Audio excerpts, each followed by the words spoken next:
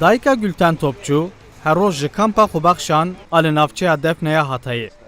Bihêvî û bendewariya ku kurê wê Eliyê dibin kavilên ertêjê de maye bêdîtin birêdikeve û diçe ser kavilên mala xwe.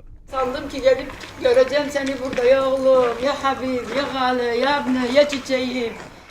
Di şeva ertêja şeşê Sibatê da kurê Dayika Gülten Eliyê 25 salî bi tenê li malê bûye.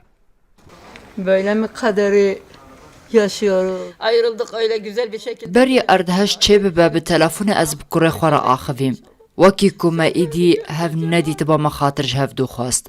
Ax, kayanê me yê hev bidîta, ka em ê hev bibînin. Soz da min, got em ê hevdî bibînin.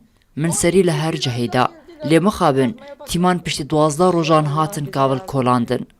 Dayika Gülten Topçu ev 18 rojin ku li kolana Söğütlü ya taxa Armutluya Antakya'yı li ber kavilên xaniyê xwe li benda derxistina cinazeyê kurê xwe Eliyê. Ne kadar zalim kader ah. Ah benim oğlum nerede? Nerede benim oğlum? Nerede ya Allah? Zamanında gelseydiler olmaz mıydı? Gerd wextê xwe de bihatan, mawê wiha bibûwa, kurê min sax bû.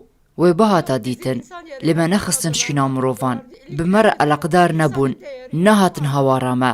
Qet qîmeta canê mirovan tune ye. Ma canê mirovan ev qasî erzan e, bila kurê min bibînin. Qey ez pir tiştan dixwazim, heta niha ji bo min tiştek nekirine. Qet nebe bila niha kurê min bibînin. Kim acaba kim? Li bajarê Antakya'yê û li heremên din ên ertêjê wek Dayika Gülten bi sedan belkî bi hezaran dayik û bav di nav tax, kolan û xaniyên wêrane û kabilbûyî da li benda derxistina zarok û kesûkarên xwe ne da karibin şîna xwe bigirin. Ömer Sönmez, Rûdaw, Hatay.